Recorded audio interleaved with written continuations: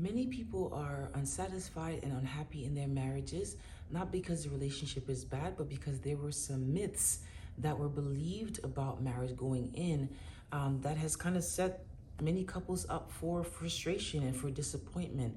And so today I want to tackle or maybe even debunk some of the myths that people have about marriage.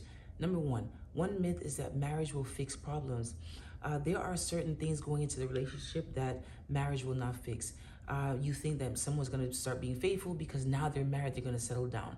You think that you're no longer going to argue and fight over silly things. Well, that doesn't change after marriage. You think that marriage is going to make everything rosy and colorful and exciting.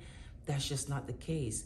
So definitely we want to know that marriage does not fix the problems. Tools, resources, communication, of course, getting the necessary things in place to tackle those problems, fix the problems, but marriage itself does not fix those problems.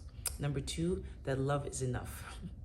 While love is important and while it is essential in this relationship, love is just not enough. Marriage still requires compromise and trust and communication. It still requires for you to put in the work. And so just saying, oh, we love each other and our love is going to carry us through, that's just not the case, because we have seen many couples struggle even when love is present. And so that is definitely myth number two. Myth number three is that you'll always be happy. That is not the case.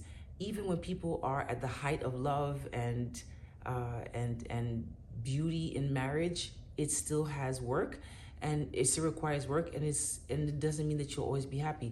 The reason why I really want to tackle this myth is because when you find yourself maybe unhappy or a little bit irritated or annoyed with this person or with the state of the relationship, you start questioning, like, is this person the one? Because you're just looking for these warm fuzzies all the time, and it's just not realistic. It's not practical. Myth number four is that marriage means losing your independence. And many think marriage requires, sacrificing, personal freedom, but healthy relationships thrive when you're able to do things separately, come back together, enjoy other people, enjoy other friendships, make other connections, spend time away from each other, and then reconnect. I don't even think it's healthy to feel like you're supposed to spend all of your time with this person, all of your happy times are supposed to be with this person, and that you're even supposed to only confide in your spouse, in your partner. That's just not the case. You do not need to lose your independence when you get married. Myth number five is that conflict is bad. Conflict is not bad. It is normal. It is natural. Myth number six, that you should never be angry with this person. Again, that is just not the case. While resolving conflict is beneficial, some conflicts are not able to be fully resolved before you go to bed. And so, yes, sometimes you will be angry. Sometimes you can aim to not go to bed angry with each other, but some conflicts do carry over into the next day, and it does not mean that your marriage is somehow, in a terrible state. Another myth, number seven, is that children will strengthen your marriage. Depending on how you navigate becoming parents, sure, children can be a beautiful addition to the relationship, but while kids bring joy, they can also introduce different kinds of stressors that can challenge the relationship and that require definitely a strong connection, strong communication, and strong teamwork. And so children of themselves do not strengthen the relationship. Children are a beautiful addition when they are there, but it definitely requires you to make sure that other areas of your marriage is strengthened, so that the children can be a beautiful addition instead of a very big stressor that you and your partner cannot navigate together. Myth number eight is that all couples have the same relationship dynamics. No, every couple is unique, and there is no one-size-fits-all approach to marriage. So you're looking at one person, you're looking at your friend's relationship, and you're wondering, like, man, why do they navigate this way?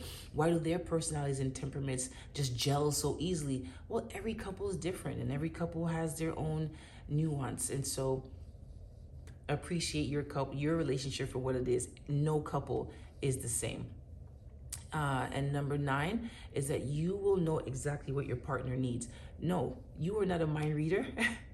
And mind reading is not real. Open communication about needs and expectations is essential.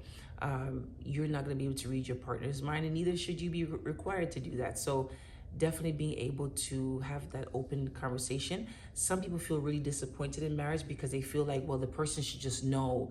I shouldn't have to explain myself. No, that's not true. That is a myth.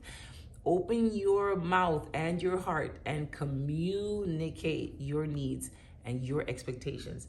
And number 10, that, oh, marriage is just a piece of paper. No, it's not. While some marriages, while some people see marriage just as formality, for many people, it signifies a deep commitment that can enhance the relationship's stability. And so hopefully today, as we've gone over some of these myths, if these are myths that you have kind of been living by and they have been causing frustration and they've been making you really feel like your relationship is not where you'd like it to be, it's a good time to reassess, like what's important, what's really true, what's a real expectation that you can actually live by and that your relationship can thrive because of.